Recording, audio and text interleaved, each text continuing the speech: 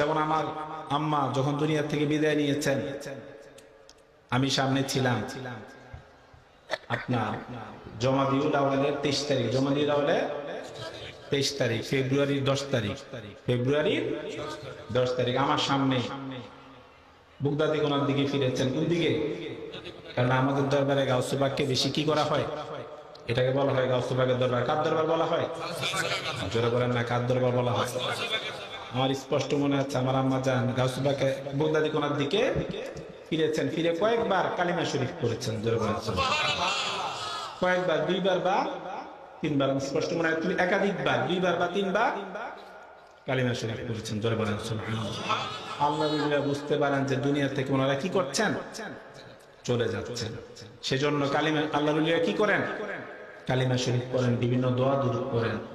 তা আমার আম্মা যে আপনার বুগদাদি কোনার দিকে ফিরেছেন, 2 বার বা 3 বার কালিমা শরীফ করেছেন। আলহামদুলিল্লাহ বলেন। এটা আল্লাহর ওলি হওয়ার লক্ষণ, ঠিক কিনা? কারণ উনি যে দুনিয়া থেকে চলে যাবেন সেটা উনি বুঝতে পেরেছেন। জোরে বলেন না সুবহানাল্লাহ। ভাইরা মা, আমাকে কয়েকবার বলেছেন যে তোকে মা ফাতেমার কাছে সুপর্দ করে দিয়ে গেলাম। বারবার বলে যাচ্ছিলেন, তাই আমি বলতেছি না এটা বলবেন না, চুপ থাকেন। মানে আমারও তো ভয় লাগতেছিল, এটা কেন বলে, ঠিক কিনা? সব ছেলে মেয়েদের কি লাগবে? ভয় লাগবে যে এটা বলে কেন। আমাকে বারবার বলতেছিল তোকে মা ফাতেমার কাছে সুপর্দ করে দিয়ে গেলাম। আমি না এটা বলবেন না, চুপ থাকেন, চুপ থাকেন, বললেন না। বারবার নিষেধ করার কারণে উনি এটা বলা বন্ধ করে এরপরে বললেন, মা ফাতেমা আমার ছেলেকে আপনার কাছে সুপর্দ করে দিয়ে গেল। বারবার রিপিটেডলি বারবার বলেছেন। তো এগুলি হলো আল্লাহর ওলি হওয়ার লক্ষণ। তা আমরা আল্লাহর ওলির দরবারে কি পূজা করতে যাই নাকি জিয়ারত করতে যাই? জিয়ারত করতে যাই। আমাদের নূর নবীজি, আমাদের দয়াল নবীজি নিজে কবর জিয়ারত করেছেন, যেটা মিশকাত শরীফে রয়েছে। দারান নবী সাল্লাল্লাহু আলাইহি সাল্লাম কবর উম্মিহি ফাবাকা। জোরে বলেন সুবহানাল্লাহ। আবু হুরায়রা রাদিয়াল্লাহু তাআলা আনহু বলেছেন যে আল্লাহ রাসূলের আম্মা জানের কবর জিয়ারত করেছেন। ফাবাকা, জিয়ারত করার সময় দয়াল নবীজি, নূর নবীজি কান্না করেছেন। এখন আমরা হুসাইন রাদিয়াল্লাহু তাআলা মহব্বত যদি রমজান মাস আর কি মুহররম মাসে কান্না করলে কি বলে? শিয়া কি বলে? শিয়া দেখবেন সুন্নিরাই এই কথাগুলি বলে, তখন বেশি কি লাগে? খারাপ লাগে। তোমরা যদি আমাদেরকে শিয়া বলতো, আমরা বলবো তোমাদের ভিতরে কিসের আলামত? খারিজদের আলামত। আর খারিজরা জাহান্নামের কি? কুকুর। নূর নবীজি ডিক্লারেশন। তা আবু হুরায়রা রাদিয়াল্লাহু তাআলা কি বলেছেন? নূর নবীজি ওনার আম্মার জানের কবর জিয়ারত করেছেন এবং জিয়ারত করা অবস্থায় কি করেছেন? কান্না করেছেন। তা আমরা আল্লাহর ওলি মাজার জিয়ারত করে, ঠিক কিনা? আমাদের নূর নবীজি প্রতি বছর এই যে উরুসটা হয় কবে? বাৎসরিক। উরুসটা কি হয়? বাৎসরিক। আমাদের দয়াল নবীজি অনেকে আছেন বাৎসরিক ভাবে আসেন, বাৎসরিক ভাবে আসেন। এরকম আছে কিনা যে প্রতি মাসে মাসে আসতে পারেন না, 6 মাসে আসতে পারেন না, বছরে একবার আসেন, এরকম মানুষ আছে কিনা? আচ্ছা, দেখেন আমাদের দয়াল নবীজি, নূর নবীজি আন্না নবী সাল্লাল্লাহু আলাইহি সাল্লাম কানা ইয়াতি কুবুর আশ-শুহাদা'i বিউহুদিন আলা রাসি কুল্লি হাওলিন ওয়া ফায়াকুল আসসালামু আলাইকুম বিমা সাবারতুম ফানি'মা উকবাদ দার।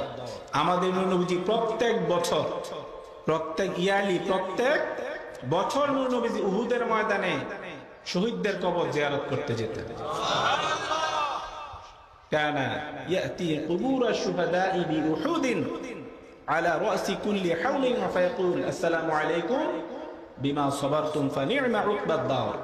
নূর নবীজি প্রতি বছর উহুদের ময়দানে যারা আল্লাহর রাস্তায় শাহাদাত বরণ করেছেন তাদের কবর জিয়ারত করতে যেতেন। তাহলে আমরা যে বাৎসরিক ভাবে যারা আসি, এটা নূর নবীজির সুন্নত কিনা? কথা বলেন, সুন্নত কিনা? সুন্নত, ঠিক কিনা? কবর জিয়ারত করা নূর নবীজির সুন্নত, কিন্তু সাবধান, সিজদা করা যাবে না। নারী পুরুষ একসাথে মিলেমিশে গান বাজনা করা যাবে না। হারাম নাজায়েজ কোনো কাজ করা যাবে না। হারাম নাজায়েজ, কোরআন হাদিসে যেটা নাজায়েজ, কোরআন হাদিসে যেটা হারাম, এমন কোন কাজ করা যাবে না। এমন কোন কাজ করা যাবে না। কোরআন হাদিসে যেটা নাজায়েজ হারাম, এমন কোন কাজ করা যাবে না। মুহররম মাসে কোরআন হাদিসে যেটা নাজায়েজ হারাম, হুসাইন রাদিয়াল্লাহু তাআলা মহব্বত দেখাতে গিয়ে এমন কোন হারাম নাজায়েজ কাজ করা যাবে না। আহলে মায়াতের মহব্বত দেখাতে গিয়ে নাজায়েজ হারাম কোনো কাজ করা যাবে না। পাক পঞ্জাতনের মহব্বত দেখাতে গিয়ে কোন সাহাবীকে গালি দেওয়া, অনেকে আছে সাহাবীদেরকে গালি দেয়, আছে কিনা? ওইগুলির সাথেও থাকা যাবে না। নবীজি বলেছেন লা তাসুব্বু আসহাবি, তোমরা আমার সাহাবীদেরকে গালি দিও না। অনেকে আছে পাক পাঞ্জাতুন আলাইহিস সালামের মুহাব্বত দেখা দিয়ে সাহাবীদের সমালোচনা করে, জোরে বলেন না নাউজুবিল্লাহ। তাদের সাথেও থাকা যাবে না।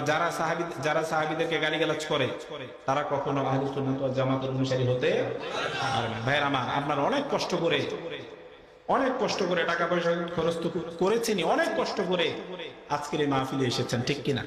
উরুস শরীফে এসেছেন। এই উরুসে আসা বসা যাওয়া, হয়তো সকালে যাবেন, ঠিক কিনা? সার্থক হবে যদি আমরা 5 ওয়াক্ত নামাজ পড়ি। কত ওয়াক্ত?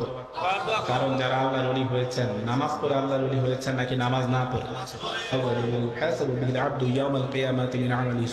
নবীজি বলেছেন কিয়ামতের দিন সর্বপ্রথম নামাজের হিসাব নেওয়া হবে। কিসের হিসাব? জোরে বলেন কিসের?